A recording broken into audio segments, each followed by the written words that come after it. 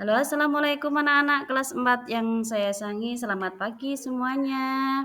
Hari ini kita akan belajar tentang Al-Quran hadis, yaitu dengan materi elemen surat Al-Hujurat ayat 13. Baik semuanya, sehat semuanya ya. Mari kita awali pelajaran ini dengan membaca surat Al-Hujurat. Sebelumnya kita akan membaca doa ta'awudz dulu. A'udzu billahi minasyaitonir rajim. Bismillahirrahmanirrahim. Ya ayyuhan nasu inna khalaqnakum min dzakarin wa unsa waj'alnakum syu'uban wa qabaila lita'arafu inna akramakum 'indallahi atqakum innallaha 'alimun khabir.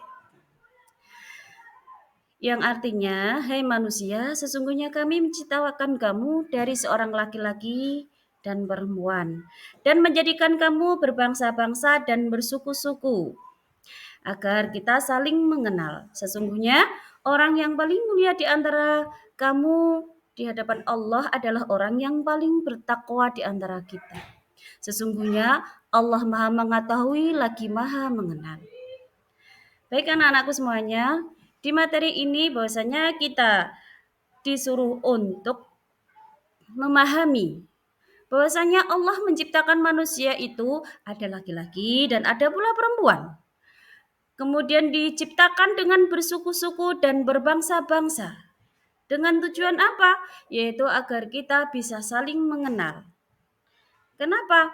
Karena manusia apabila diciptakan dengan bentuk yang sama, dengan rupawan yang sama, maka akan sulit untuk dikenal.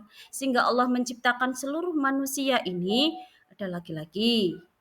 Kemudian ada tanda laki-laki, seperti rambut pendek dan seterusnya. Kemudian diciptakan dengan seorang perempuan, yaitu mempunyai sikap yang lemah dan lembut, agar bisa bedakan mana laki-laki dan mana perempuan. Kemudian Allah juga menjadikan kita bersuku-suku. Ada suku Madura, suku Jawa, ada juga suku Batak misalnya di Indonesia ya. Dan masing-masing mereka punya ciri khas tersendiri. Dengan tujuan apa? Agar mereka bisa saling mengenali. Selain itu Allah juga menciptakan kita berbangsa-bangsa. Sehingga semua manusia yang diciptakan oleh Allah ini, antara bangsa Indonesia dengan bangsa yang lain, bentuk rupanya semuanya berbeda. Misalnya, orang Indonesia ini identik dengan kulit berwarna coklat. Kemudian kalau orang Jepang ini identik berwarna putih kemerahan. Kemudian orang Arab ini identik dengan berkulit putih dan hitam legam misalnya. Begitu juga postur tubuhnya. Kalau orang Indonesia ini akan berpostur tubuh sedang. Kalau orang Arab ini akan berpostur tubuh tinggi misalnya. Semuanya diciptakan oleh Allah dengan begitu berbentuk berbeda-beda, baik rupa maupun bentuk tekstur tubuhnya, dengan alasan supaya kita saling mengenal, bisa saling dikenali. Namun demikian, Allah menciptakan manusia semuanya berbangsa-bangsa dan bersuku-suku.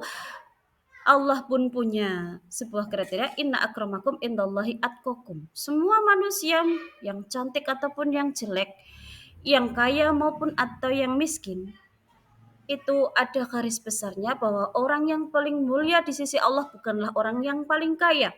Orang yang paling mulia di sisi Allah bukanlah orang yang paling cantik atau tampan, tetapi orang yang paling mulia di sisi Allah adalah orang yang paling bertakwa di sisi Allah.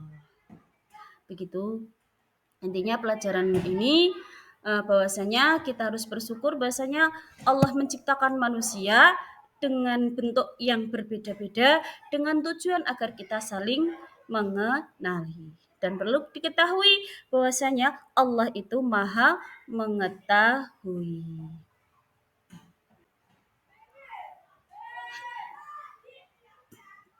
Baik anak-anakku, kita lanjut pada pelajaran selanjutnya, yaitu pelajaran tentang hadis.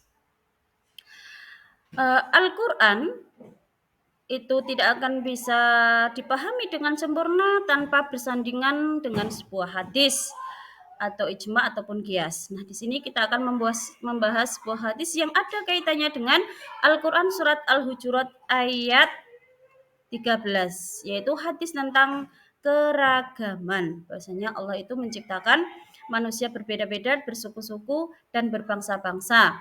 Begitu juga ada hadis yang menjelaskan bahwa manusia memang tercipta beragam budaya dan beragam bentuk.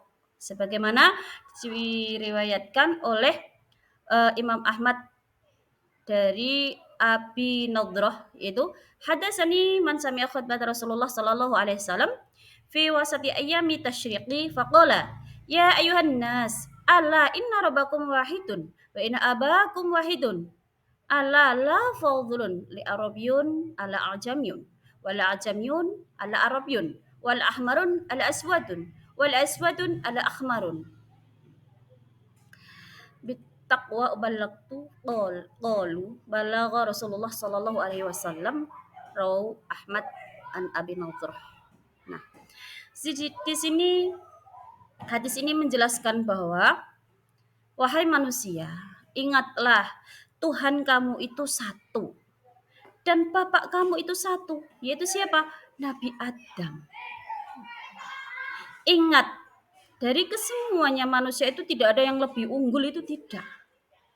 Tidak ada orang Arab itu unggul daripada orang Ajami, itu juga tidak. Begitu juga sebaliknya.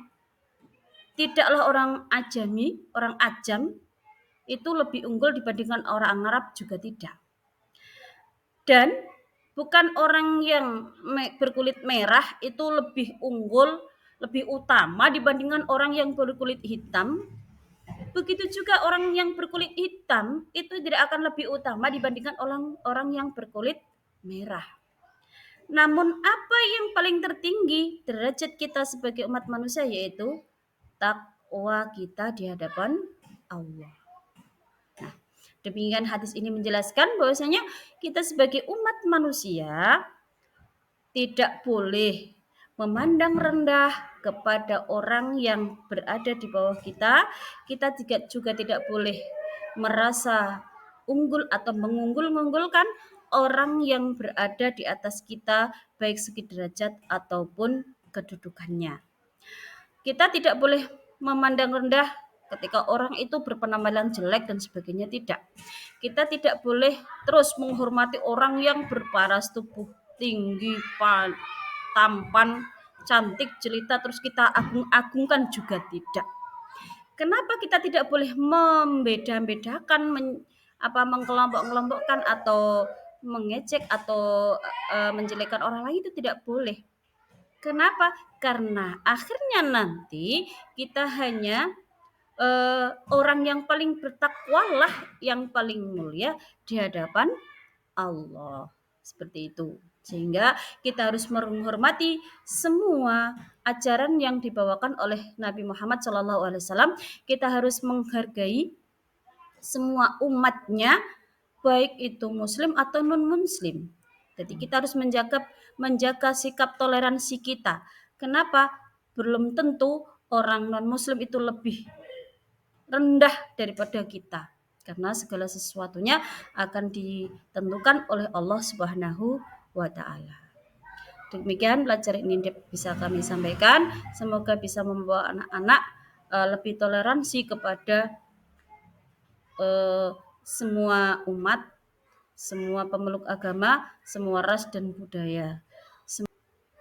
Cukup sekian pelajaran dari kami. Semoga bisa membawakan manfaat. Assalamualaikum warahmatullahi wabarakatuh.